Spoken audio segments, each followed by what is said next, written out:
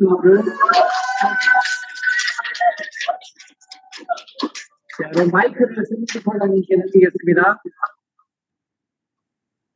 네, 반갑습니다. 한국아메 교육부 손민구입니다. 잘 들리시나요?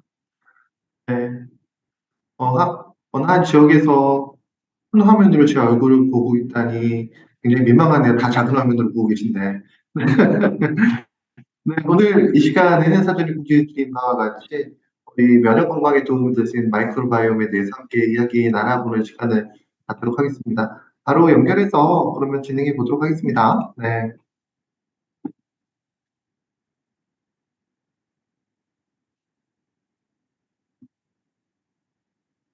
빅스 플러스 건강 세대를 위한 마이크로바이옴이라고 질문을 붙여봤는데요. 시작을 한번 이렇게 시작해볼까 합니다.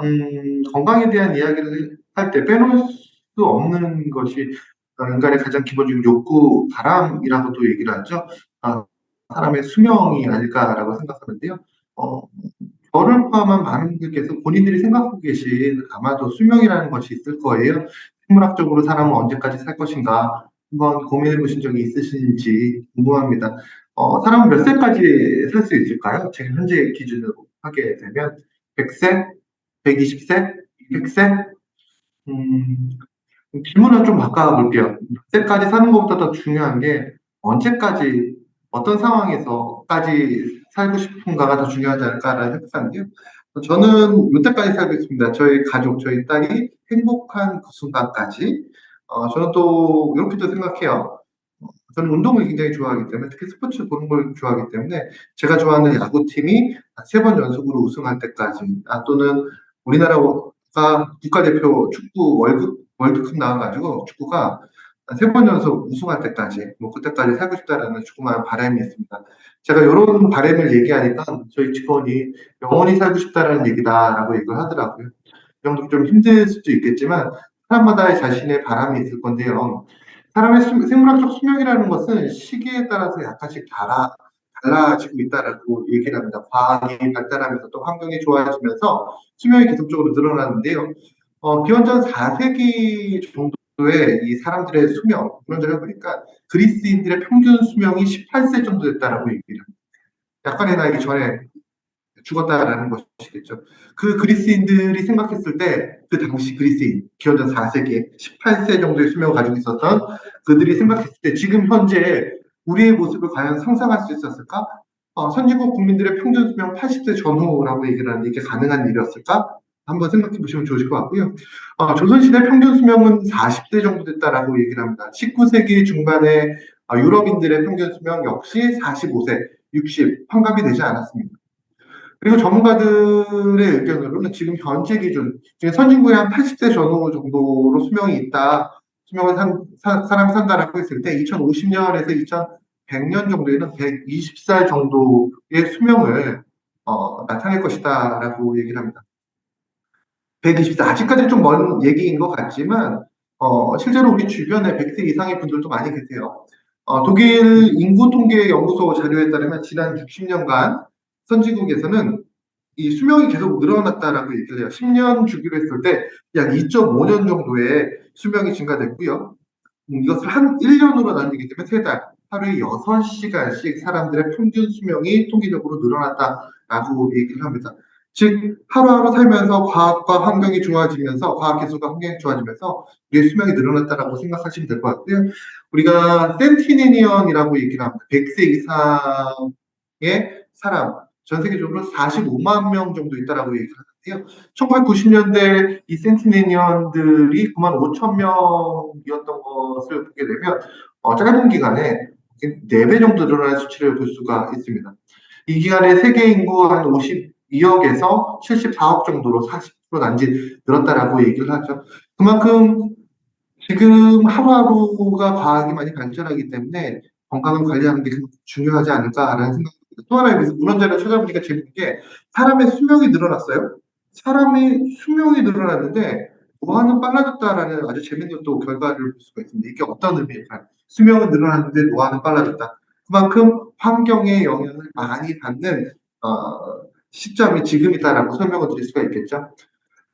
많은 전문가들은 사람들이 120세 정도까지 사는 시기가 다음과 같은 즈음이 될 것이다라고 얘기를 합니다. 세계적인 미래학자 안네 리세키에르, 러시아 사람이에요. 2030년경에 인간의 수명이 120 정도 될 것이다라고 얘기를 했고요. 유전학자자 스티브 호바스라는 유전학자 굉장히 유명하신 분입니다. DNA 생체 시계를 발견하는 유전학자인데요. 2050년경에 아마 사람들의 수명이 한 120세 정도 될 것이라고 예상을 했습니다. 또 분자생물학자죠. 레오나르도 바렌티라는 분이 있습니다.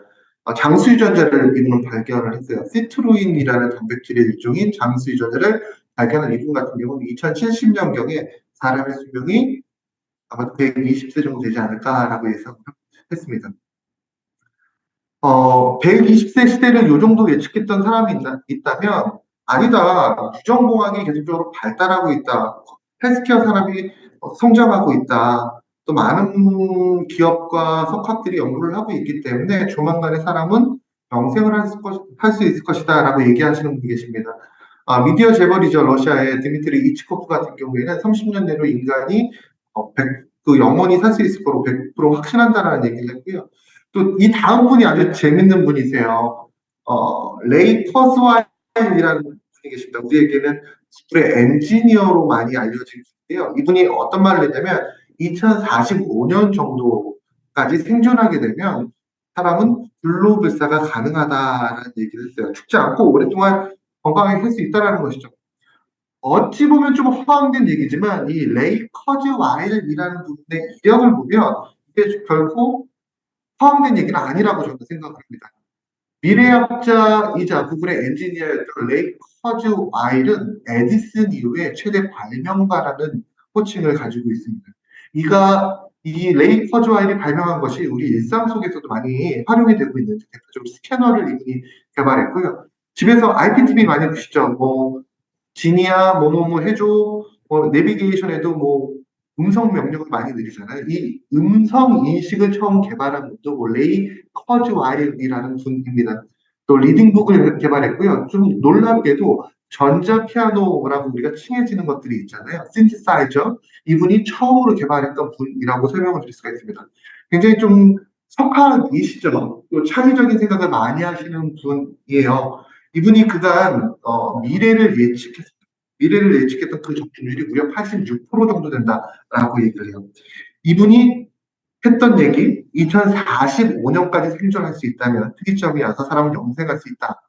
그래서인지 이 미래학자인 레이 커즈와일은 자신이 2045년까지 살기 위해서 이분이 2045년이 되면 97세가 되거든요. 97세까지 살기 위해서 다양한 건강관리 방법을 활용하는 것으로 알려져 있습니다. 대표적으로 이분이 많이 활용하는 게 바로 건강기능식품이에요. 이분 같은 경우에는 연간 11억 정도의 건강기능식품을 섭취하는데 그 비용을 사용한다라고 얘기를 해요. 그게 과연 효과가 있었을까? 그가 67세 때 생물학적 나이가 40대 정도 됐다라고 얘기합니다. 그만큼 신체 관리를 철저하게 하는 분으로서 좀 유명하신 분이기도 합니다. 또한 이분께서 2045년까지 살기 위해서 섭취한 건강기능식품도 많은 분들에게 회자가 됐었는데요. 이분이 즐겨 섭취하는 건강기능식품 첫 번째 코엔자임 Q10이었습니다. 신체의 에너지 대사에 있어서 중요한 역할을 수행하는 전자전자계의 핵심이라고 얘기를 하죠. 또 유해산소로부터 내 몸을 지켜주는 데 도움이 되는 코엔자임 Q10을 즐겨 섭취했고 우리에게는 레스틴에 많이 포함되어 있는 성분으로 인지되어 있는 파스파티딜 또 한국 사람들이 90% 이상이 부족하다라고 얘기하는 비타민 D, 또 혈행과 눈, 두뇌 건강에 도움이 되는 오메가3를 주기적으로 주속적으로 섭취하는 분으로서 이 분이 이 영양소를 섭취함으로써 자연스럽게 많은 분들께서 이 코엔자임 Q10, 파스파티딜 비타민 D, 오메가3가 유명한 대표적인 영양소로 또 인지되게 됐죠. 근데 저는 이렇게 생각했습니다. 노화를 이렇게 두려워하고 수면 연장의 꿈을 가지고 있는 분들 많잖아요. 그렇다면 노화라는 것이 과연 나이대에 따라서 노화가 오는 것일까? 시간이 지나면 자연스럽게 노화가 오는 것일까? 아니면 어떤 다른 이유가 있을 것인가를 찾아봤어요. 일단 세계보건기구에서는 노화에 2018년 6월에 질병 코드를 부여를 했습니다. WHO에서 질병 코드를 부여했다는 것은 치료를 해야 하는 질병이라는 것을 의미하는 겁니다. 물론 2022년 논란으로 인해서 이 노화에 대한 질병 코드가 삭제되었지만 기본적으로 WHO에서는 노화를 질병으로 보고 있다라고 생각하시면 될 것 같아요. 노화라는 것은 우리가 일반적으로 알고 있듯이 나이가 들면서 자연스러운 증상이다, 현상이다라고 얘기를 많이 하잖아요. 실제로 많은 데이터를 보게 되면 사람이 나이가 들면서 대사 기능이 떨어지게 되고 그로 인해서 질병이 발생하거나 또는 항노화 관련 호르몬이 감소하는 것을 볼 수가 있습니다. 항노화 관련 호르몬은 어려운 게 아니고요. 남성을 남성답게 만들어주는 또 여성을 여성답게 만들어주는 대표적인 호르몬이죠. 테스토스테론과 에스트로겐이 대표적인 항노화 관련 호르몬이에요.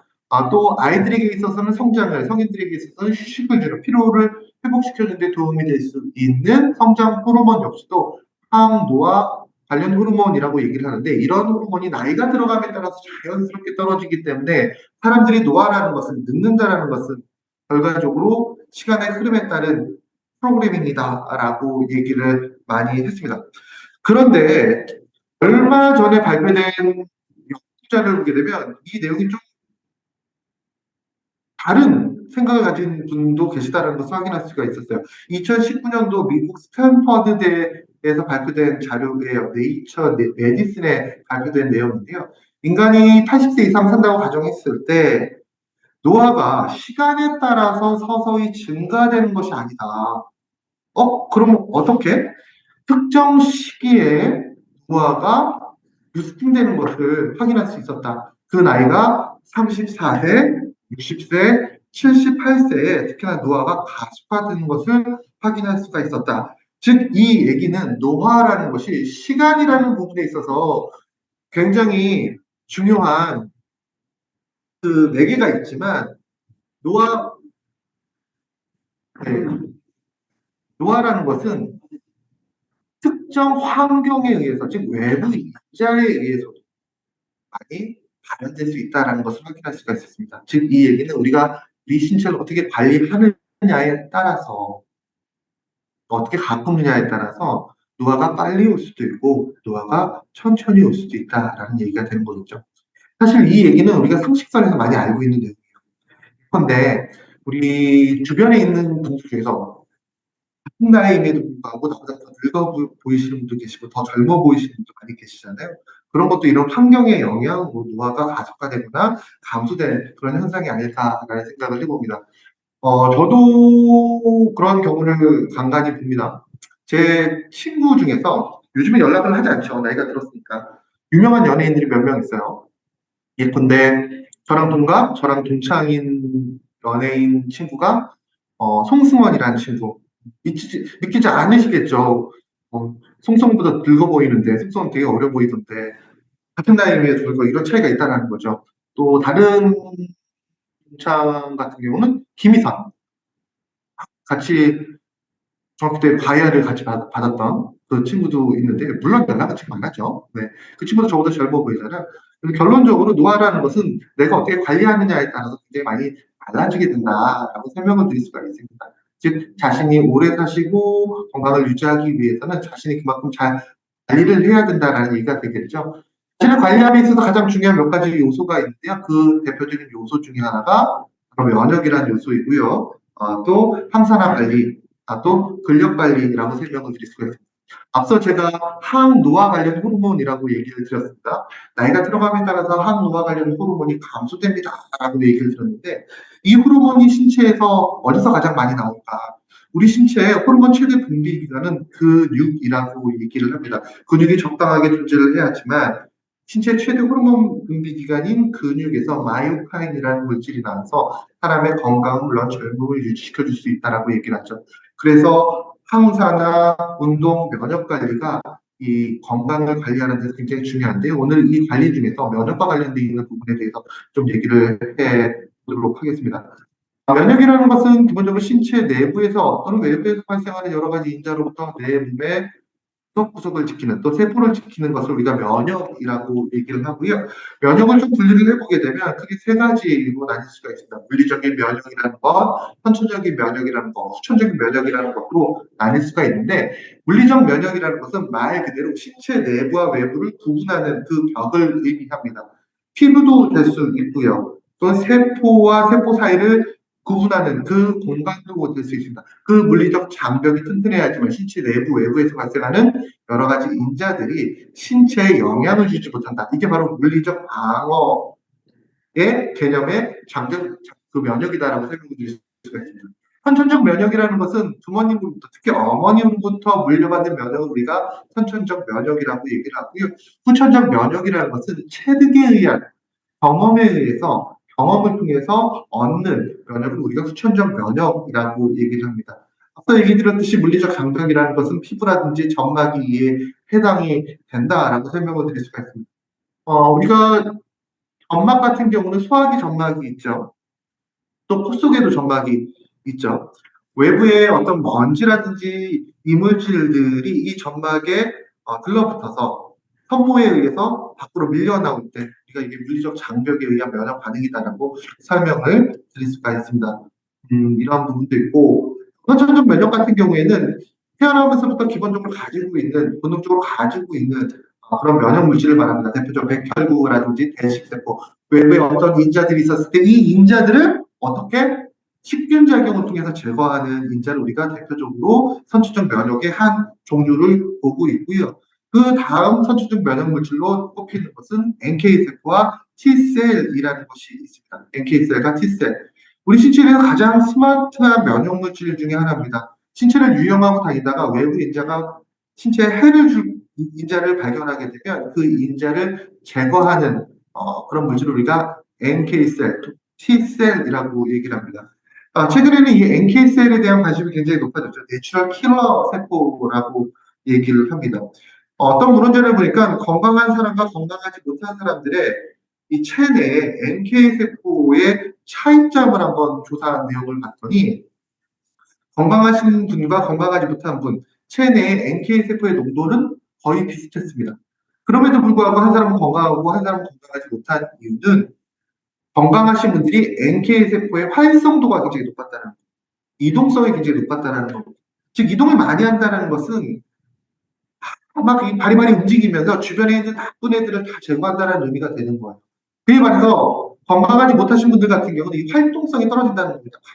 가만히 있어서 주변에 나쁜 애가 있어도 이것을 처리하지 못하는 그런 상황이었다는 겁니다. 그래서 건강을 유지하기 위해서 NK세포, 내추럴 킬러 세포라고 하면 이의 활동성을 올려주는 것이 굉장히 중요한 요소가 될 수 있다라고 설명을 드릴 수가 있고요. 그렇다면 NK세포의 활성도를 올려줄 수 있는 인자는 뭐야? 호르몬 중에서 엔돌핀이라는 물질이 이 NK세포의 활성도를 올려주는데 굉장히 중요한 역할을 수행합니다. NK세포는 엔돌핀이라는 호르몬은 일반적으로 뇌에서 많이 분비가 돼요. 뇌에서 신체가 힘들 때, 뇌가 자극받을 때 많이 나오는 대표적인 물질이에요. 이 엔돌핀을 분비하기 위해서 우리가 많이 얘기하는 게 많이 웃으십시오라고 얘기를 하잖아요. 웃으면 엔돌핀이 분비가 됩니다. 왜 웃을 때 엔돌핀이 많이 분비가 되냐면 사람이 일반적으로 웃을 때 얼굴 근육이 가장 많이 움직이게 되고 이 얼굴 근육이 움직이게 되면 뇌세포가 자극받기 때문에 그 상황에서 엔돌핀이라는 것이 분비가 됩니다. 그런 이유 때문에 NK세포를 활성화시키기 위해서는 얼굴을 많이 움직여라. 또 엔돌핀을 많이 분비할 수 있는 행동들을 해야 된다라고 얘기를 전문가들은 하고 있습니다. 또 엔돌핀을 분비하기 위한 좋은 방법 중에 하나가 매운 음식도 도움이 돼요. 매운 음식. 우리가 혀에서 매움을 느끼기 위해서는 통각으로 우리가 매운 것을 느낄 수가 있습니다. 통각이라는 것은 혀의 반응이 찔리는 그 고통을 바탕으로 우리가 매운 음식의 감을 느끼게 되는데요. 우리가 매운 음식을 먹게 되면 이 통증을 완화시키기 위해서 뇌에서는 엔돌핀을 과량으로 분비한다라고 얘기를 하죠. 그래서 간간히 매운 음식 좋아하시는 분들 매운 음식 먹으면 기분이 좋아진다라고 얘기를 하잖아요. 바로 이 통각에 의해서 매운 음식이 통각에 의해서 자극받고 이로 인해서 뇌세포가 자극받기 때문에 엔돌핀이 나온다라고 생각하시면 될 것 같아요. 이런 방법을 많이 활용하시면 좋을 것 같고요. T셀 같은 경우도 NK셀과 마찬가지로 외부에 인자가 발생했을 때 이 인자를 직접적으로 제거하는 면역 물질인데 참 재밌는 게 T셀의 경우에는 자기가 한번 제거했던 외부의 항원들을 기억합니다. 똑똑하네요. 그래서 스마트하다라고 얘기를 하죠. 그 기억을 바탕으로 동일한 외부의 인자가 들어왔을 때 수천적 면역의 중심이라고 얘기하는 항원 항체 반응을 시작하게 됩니다. 이 항원 항체 반응은 백신과 아주 유사하다라고 생각하시면 될 것 같아요. 우리가 가을이 되게 되면 독감 백신을 맞으시잖아요. 독감 백신은 뭐예요? 그 해 유행할 수 있는 바이러스를, 독감 바이러스를 약하게 만든 아이를 우리가 백신이라고 얘기하잖아요. 그 백신을 우리가 맞게 되면 제일 먼저 T셀이라는 아이가 그 바이러스를 공격하고 제거를 하게 됩니다. 그 이후에 그 정보를 기억하고 있다가 동일한 바이러스가 들어오게 되면 그것을 T셀이 인지를 해서 B셀에게 명령을 드립니다. 야, 이거 전에 들어왔던 애야. 이것을 막기 위해서, 이 항원을 막기 위해서는 세모 모양의 항체가 필요해. 라고 명령을 내리게 되고 그 항체가 형성이 되면 그 항원을 공격해서 움직이지 못하게 하는 것. 이게 바로 대표적인 항원 항체 반응이다. 라고 설명을 드릴 수가 있습니다. 이게 우리 신체 내 기본적으로 이루어지는 대표적인 면역 반응이에요. 물리적 장벽, 선천적 면역과 후천적 면역. 이게 우리 신체의 면역의 핵심이라고 설명드릴 수 있죠. 그렇다면 이 면역을 강화시켜주는 데 있어서 도움이 될 수 있는, 스마트하게 만들어주는 데 있어서 도움이 될 수 있는 영양소는 어떤 영양소일까요? 가장 기본이 되는 것은 제가 판단했을 때 면역 물질의 근원을 섭취해줘야 된다고 생각합니다. 면역 물질을 만들기 위해서 가장 기본이 되는 영양소는 당연히 단백질이라는 영양소입니다. 신체의 모든 구성 요소의 핵심 요소 단백질, 면역 물질을 만드는 데 있어도 이 단백질이 핵심이 된다라고 설명드릴 수가 있어요. 따라서 면역 물질을 만들어내기 위해서는 그 기원이 되는 단백질을 충분히 섭취해 주는 것이 첫 번째이고요. 단백질을 섭취한다라고 해서 바로 면역 물질이 나오는 게 아니겠죠. 이 단백질이 분해된 이후에 아미노산으로 쪼개진 이후에 아미노산이 재조합하는 과정에서 면역 물질이 생성되기 때문에 이 과정에 도움이 될 수 있는 비타민과 식물 영양소와 무기질이 필요합니다. 대표적으로 비타민 같은 경우는 비타민 B군이 필요합니다. 단백질의 대사에서 핵심적인 역할을 수행하기 때문에. 무기질 같은 경우에는 아연이라는 영양소가 필요하죠. 우리가 아연 같은 경우는 비타민 무기질 중에서 드물게 면역이라는 문구를 공식적으로 쓸 수 있는 대표적인 영양소이기도 합니다. 아연, 면역 물질을 만들어주는 데 도움을 줄 수 있음이라는 문구를 쓸 수 있어요. 단백질이 재조합하는 과정에서 면역 물질을 만드는 데 도움을 줄 수 있기 때문이겠죠. 또 식물 영양소도 도움이 될 수 있습니다. 즉 단백질과 비타민과 무기질과 식물 영양소를 충분히 섭취해줬을 때 우리 신체의 면역이라는 부분이 강화될 수가 있다라고 설명을 드릴 수가 있습니다. 그렇다면 이것만으로 충분할까? 아닙니다. 이 면역 물질들이, 이 재료들이 만들어지는 곳이 중요해요. 우리가 집에서 맛있는 음식을 만들기 위해서 재료를 이렇게 삼성이처럼 쌓아놓습니다. 재료를 다 손질합니다. 그럼 그 재료를 바탕으로 요리를 해야지만 되죠.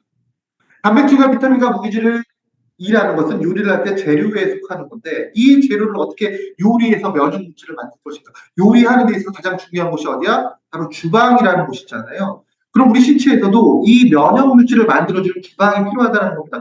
공장이 필요하다는 것입니다. 그 곳이 어디야? 바로 장이라는 곳입니다. 장. 우리 신체의 면역 물질의 70%가 만들어지는 바로 장이죠. 그렇다면 이 장이라는 면역 물질을 만들어주는 중요한 역할을 수행하는 이 주방, 설비 시설을 강화시켜주는 데 도움이 될 수 있는 영양소는 과연 무엇일까? 바로 그 영양소가 프로바이오틱스, 마이크로바이옴이라고 설명을 드릴 수가 있습니다. 우리가 프로바이오틱스가 면역에 좋다라고 하는 이유가 바로 이러한 이유 때문이에요. 신체에서 가장 많은 에너지를 만들어진 곳, 장. 그 장의 기능을 높여주는 기본적인 영양소가 마이크로바이옴. 그런 이유 때문에 마이크로바이옴을 건강 게이트웨이, 건강의 시작점이라고 얘기하는 거다라고 설명을 드릴 수 있습니다. 그렇다면 장이 건강하다는 것은 어떤 의미야?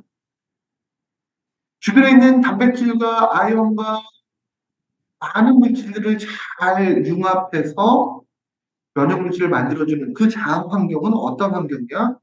바로 유바이오시스 상태라고 얘기합니다. 건강한 장의 생태계 유바이오시스 상태라고 얘기를 하고요. 그와 반대되는 개념을 우리가 디스바이오시스 상태라고 얘기합니다. 일반적으로 유바이오시스 상태는 종의 다양성이 확보가 되어 있는 상태예요.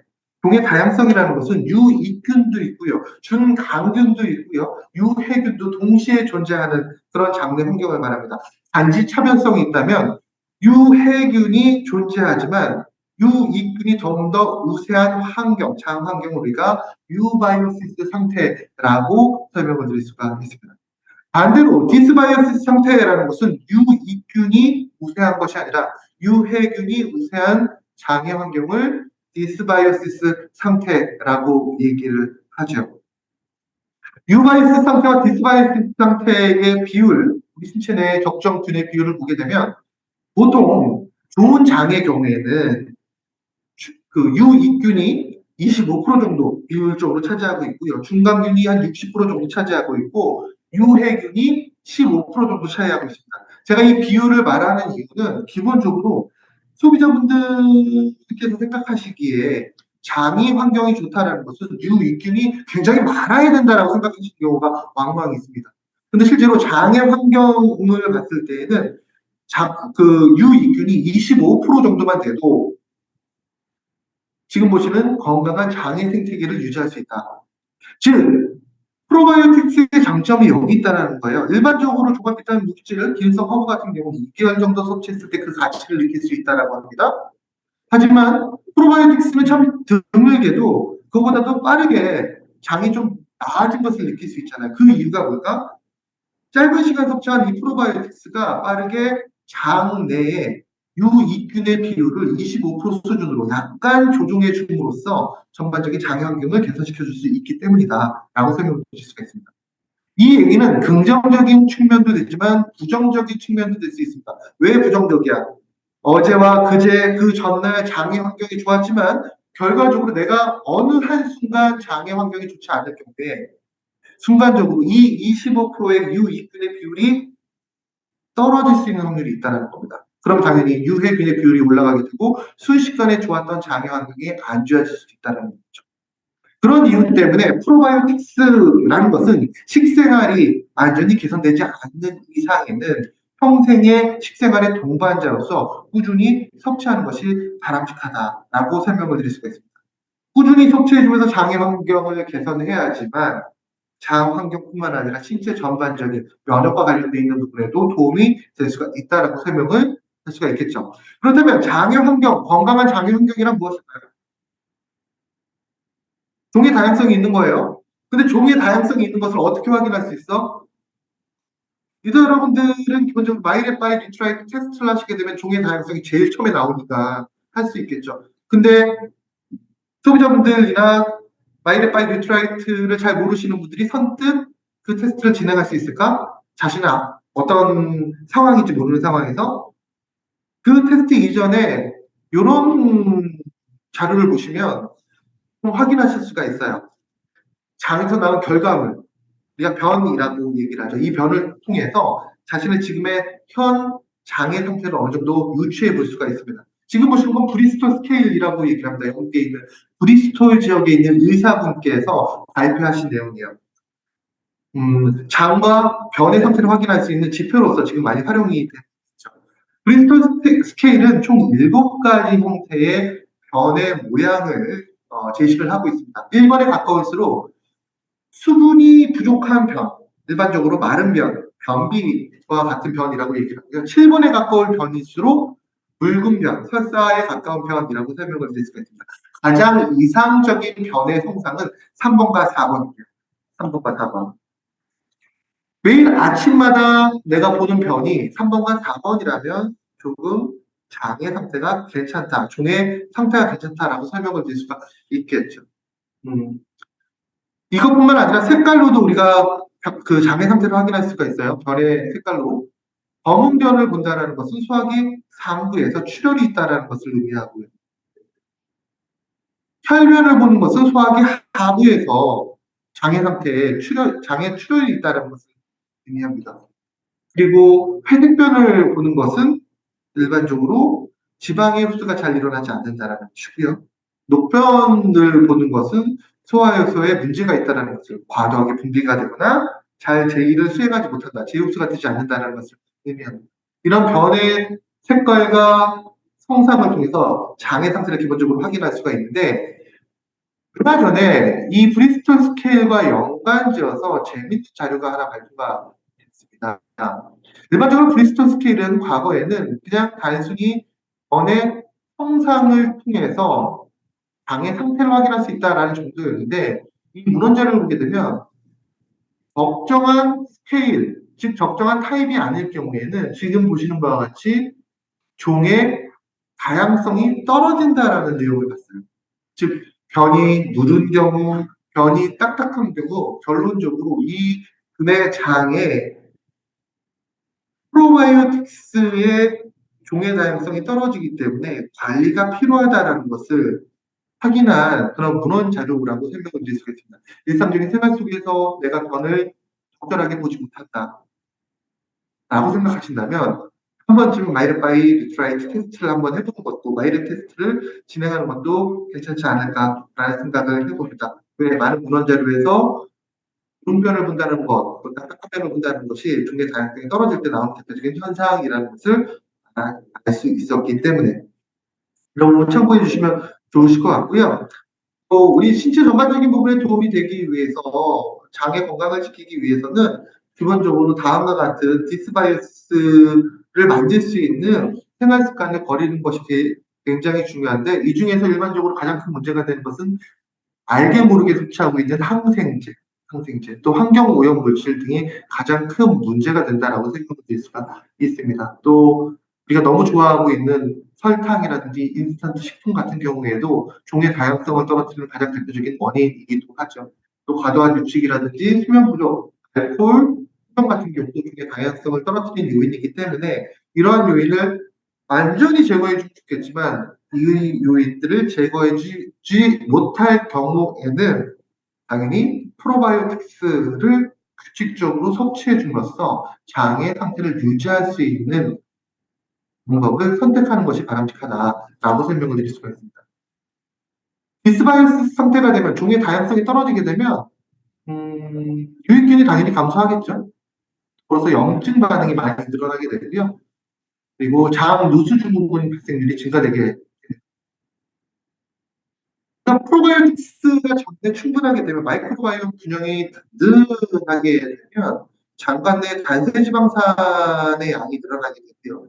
이 단세지방산이 세포 벽에 있는 장세포의 활성도를 높여주는 데 도움이 될 수가 있어요.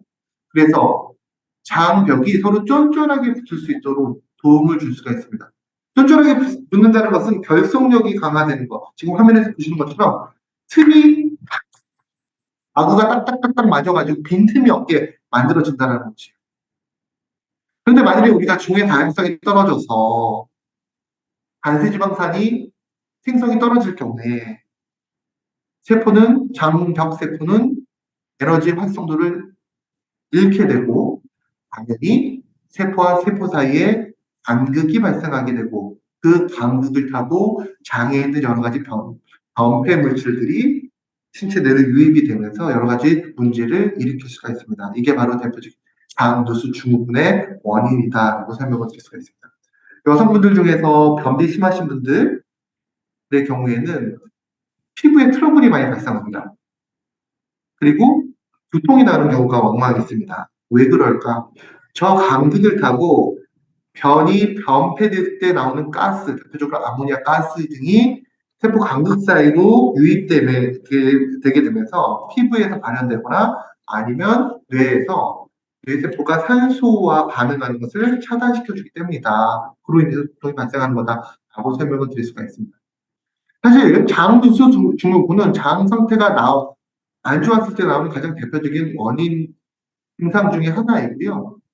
최근에는 이 마이크로바이옴이라는 아이가 단지 장뿐만 아니라 신체 전반적인 부분에 영향을 줄 수 있는 다양한 물질을 생성해내는 그런 기관으로서 얘기를 하고 있습니다. TV 보시게 되면 장, 해축, 장, 내축 뭐 이런 얘기 많이 하잖아요. 신체 모든 부분은 장과 연결되어 있고 장에서 어떠한 미생물에 의해서 어떤 물질이 나오느냐에 따라서 각 신체 기관에 영향을 줄 수 있습니다라는 것을 굉장히 일반적으로 많이 얘기를 합니다. 실제로 논문을 보게 되면 장에서 나오는 다양한 인자들이 또 장에서 하는 역할들이 두뇌와 피부, 뼈, 간, 신장, 심장 등에 영향을 주는 것으로 알려져 있습니다. 당연히 이 안에는 면역이라는 입자도 포함이 되어 있다는 것이죠.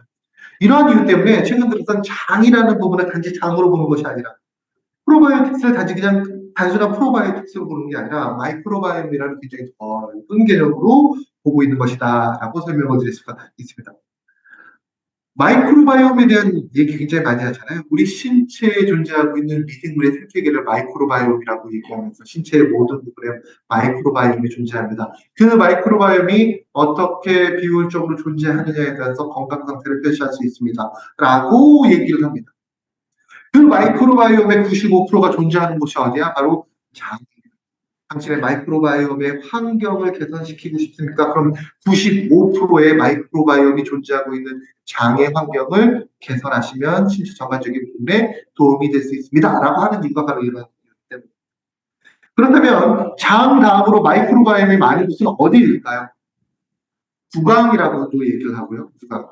또 여성분들의 경우에는 여성만이 가지고 있는 기관, 질, 또 이 미생물의 생태계가 굉장히 중요한 부분 중에 하나다라고 설명을 드릴 수가 있습니다. 이런 이유 때문에 최근에는 이 미생물 프로바이오틱스의 연구가 너무나 많이 진행되고 있고요. 더 세분화됐습니다. 예전엔 그냥 유익균에서 유산균, 유산균에서 프로바이오틱스 이렇게 얘기했다면 그걸 이제 프로바이오틱스도 다 세분화시켰어요. 균주단으로 다 세분화시켰습니다. 일반적으로 락토바실러스라고 하면 락토바실러스 플라타넘 그러면 종이에요, 종. 하나의 종.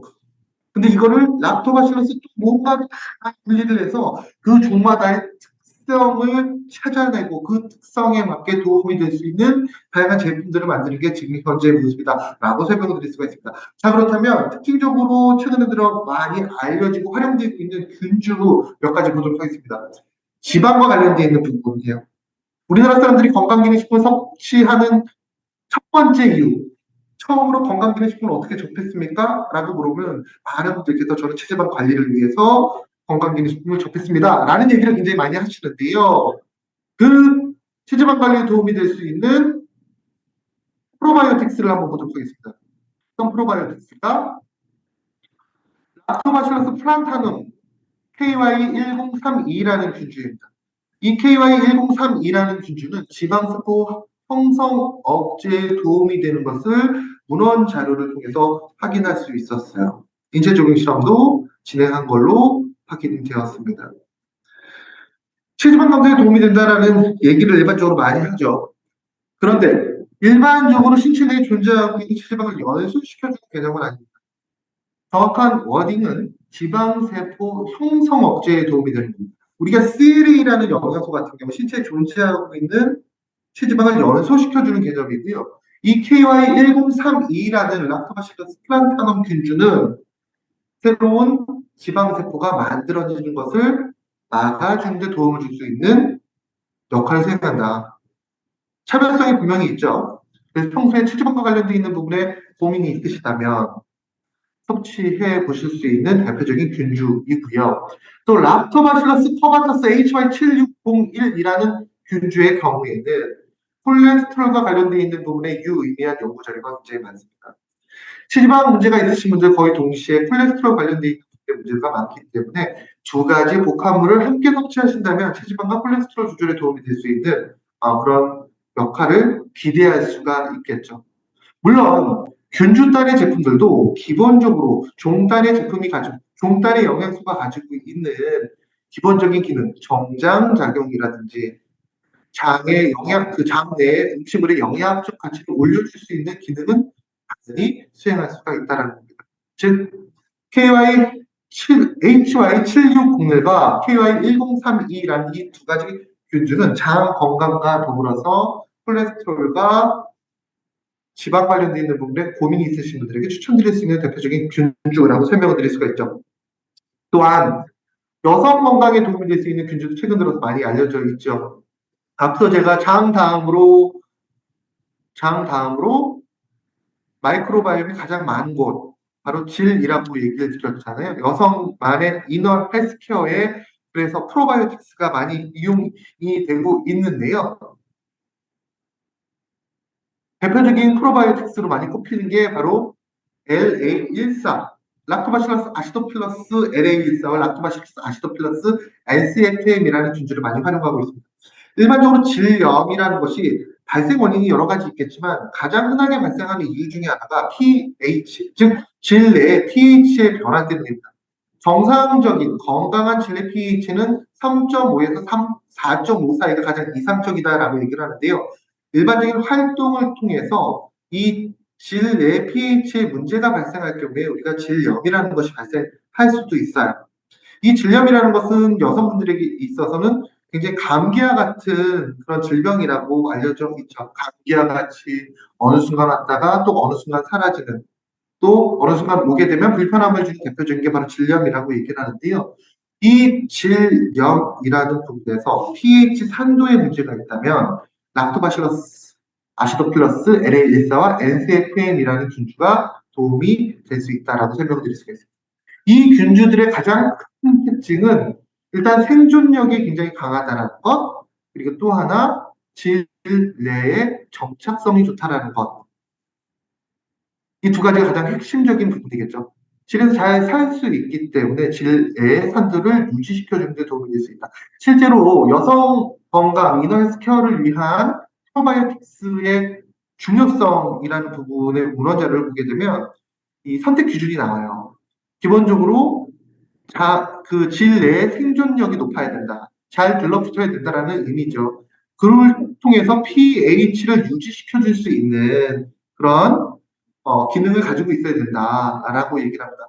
즉 우리가 여성의 이너 헬스케어를 위해서 어떤 프로바이오틱스를 선택하시게 되면 이 두 가지를 꼭 염두에 두시면 좋으실 것 같아요. 그 두 가지 염두 사항에서 과연 이 안에 포함되어 있는 프로바이오틱스 종이라든지 균주가 pH 또 장내 정착성이 우수한지 확인하신 다음에 선택하신다면 후회 없는 선택을 하실 수가 있습니다.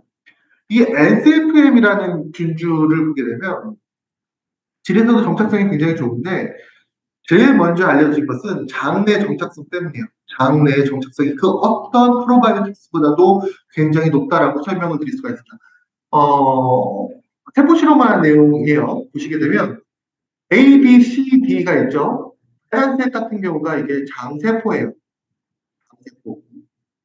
그 위에 프로바이오틱스를 처리를 해봤습니다. 첫 번째 A는 락토바실러스 애시도필러스 LCFM, B라는 세포에는 락토바실러스 플란타너, C라는 것은 락토바실러스 퍼멘텀, D는 락토바실러스 브레이브스를 처리했을 때 어느 장세포에 어떤 균주가 제일 잘 들러붙나 정착하느냐를 보니까 락토바실러스 아시도필러스 LCFM이 가장 잘 정착하더라, 들러붙더라. 이를 바탕으로 락토바실러스 애시도필러스 NCFM이 장 정착성이 굉장히 높구나라는 것을 확인할 수가 있었습니다. 프로바이오틱스를 선택하실 때 중요한 기본적인 네 가지 요건이 있어요. 내산성을 가지고 있어야 된다. 내담집성을 가지고 있어야 된다. 그리고 장 도달성과 장 정착성을 가지고 있어야 된다. 이 네 가지가 충족돼야지만 내 장 건강에 도움이 될 수 있는 마이크로바이옴 선택 기준인데요. NCFM이 이런 부분에서 우수한 문헌들을 통해서 확인할 수 있었다라고 설명을 드릴 수가 있습니다. 락토바실러스 파라카스의 LPC37이라는 균주도 좀 주목해 볼 만합니다. 장에서 음식물의 소화 흡수를 도와주는 데 도움이 된다라고 얘기를 합니다. 프로바이오틱스의 가장 기본적인 기능은 내가 섭취하는 음식물에 포함되어 있는 음식물의 영양적 가치를 올려주는 데 도움이 된다라고 얘기를 하는데요. 이 부분에 도움이 될 수 있는 게 바로 LPC37이라는 락토바실러스 파라카세이라는 영양소 식이 네, 프로바이오틱스 균주라고 설명을 드릴 수가 있습니다. 비피드박테리움 락티스 HN019라는 균주도 좀 주목해 보실만 하죠. 비피드박테리움 락티스 HN019의 경우에는 내추럴 킬러 세포의 활성화에 도움이 됩니다. 또 백혈구의 활성화에 도움이 됩니다. 문헌자료상 보게 되면 선천적 면역 물질들의 기능을 높여주는 데 도움이 된다라고 설명드릴 수가 있죠. 제가 앞서 NK 세포를 얘기 드릴 때 이렇게 얘기 드렸습니다. 건강한 사람과 건강하지 않은 사람들의 신체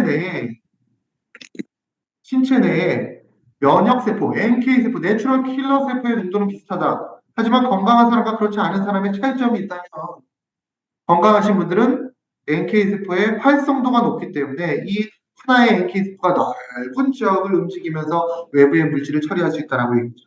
그만큼 활성도가 굉장히 중요한 건데요.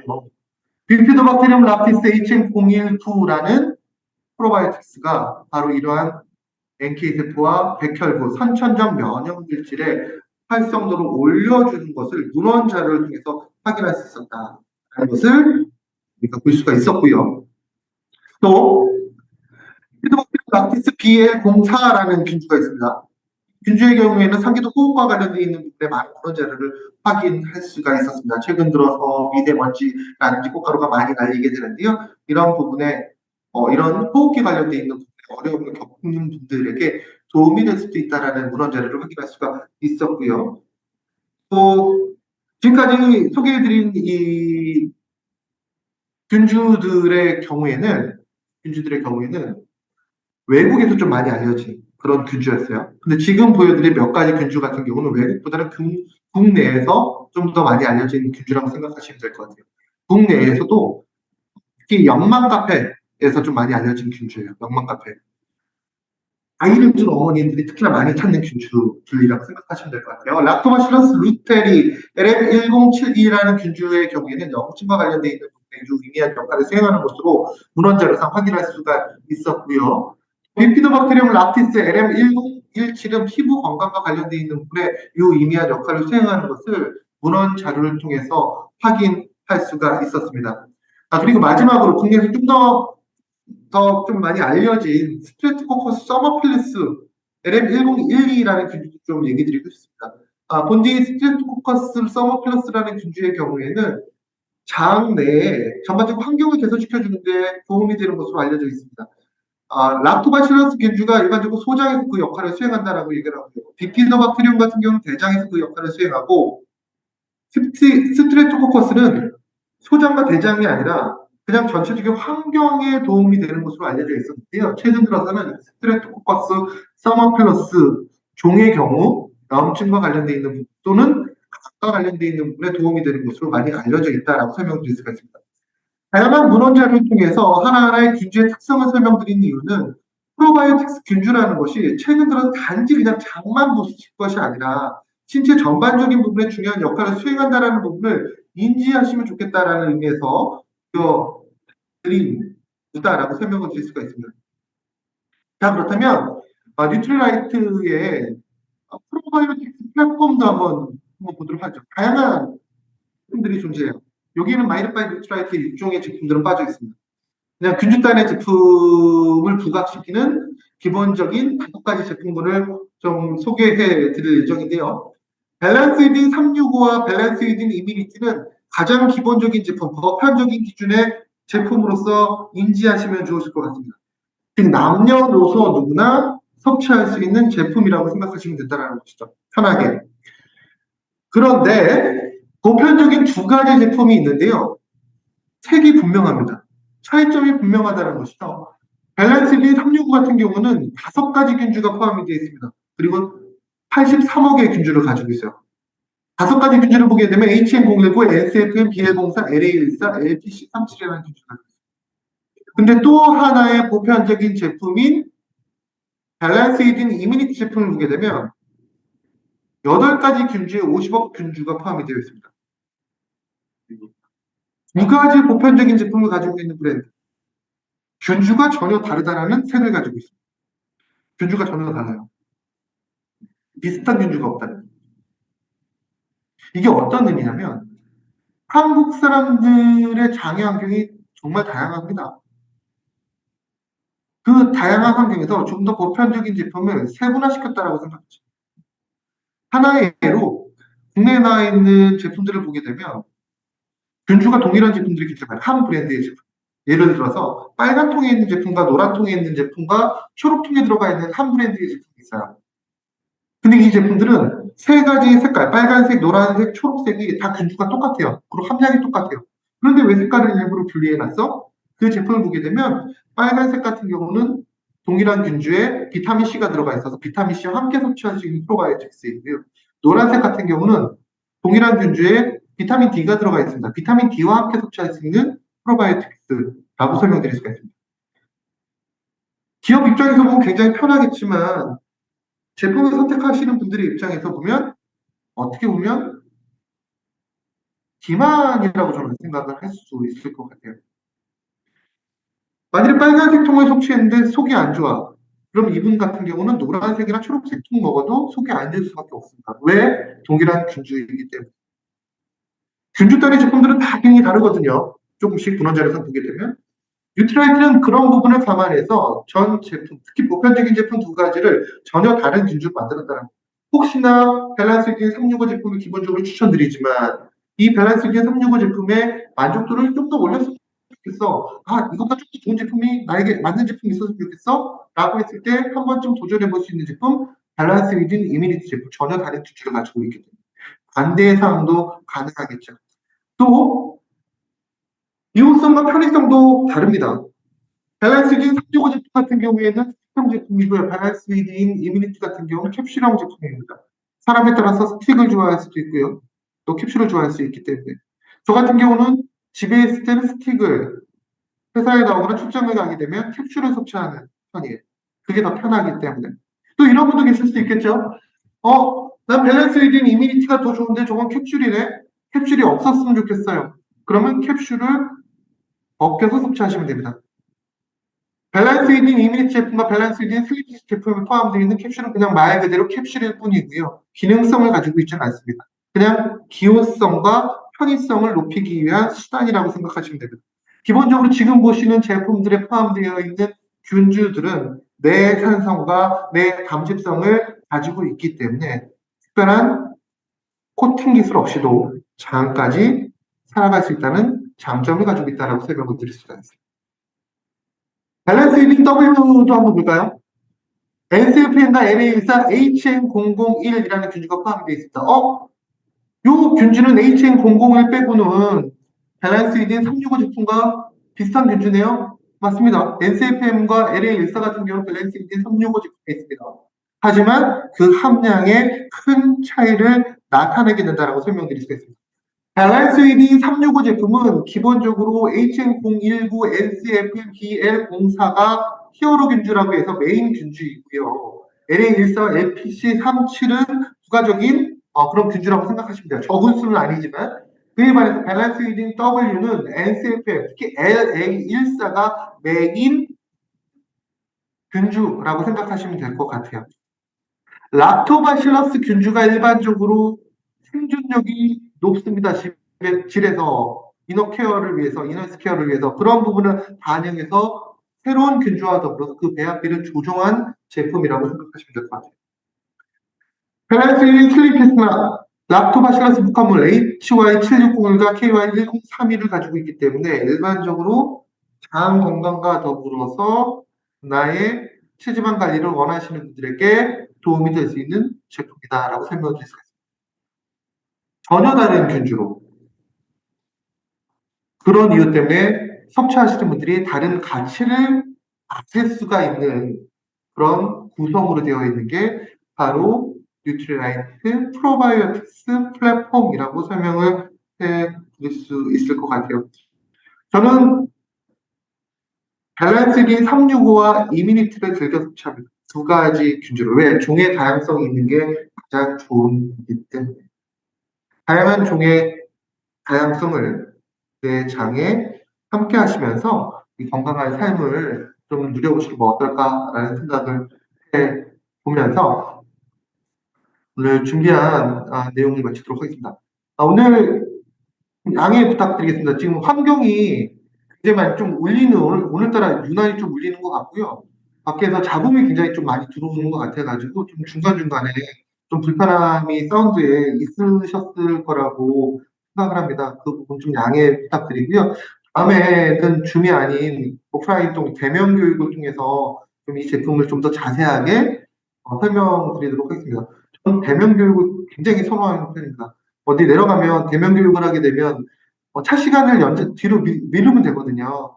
그러면 계속적으로 좀 제품에 대해서 설명드릴 수가 있는데 줌하게 되면 줌은 사무실에서 1시간 단위로 그냥 따닥따닥따닥 잡혀 있어가지고 좀 더 많은 내용을 자세하게 설명드리지 못하는 좀 아쉬움이 있는 것 같습니다. 네, 이런 내용 다음에는 좀 준비를 해서 좀 더 자세한 내용, 재밌는 내용으로 인사드리도록 하겠고요. 저는 다음에 더 좋은 내용으로 다시 한번 찾아뵙도록 하겠습니다. 감사합니다.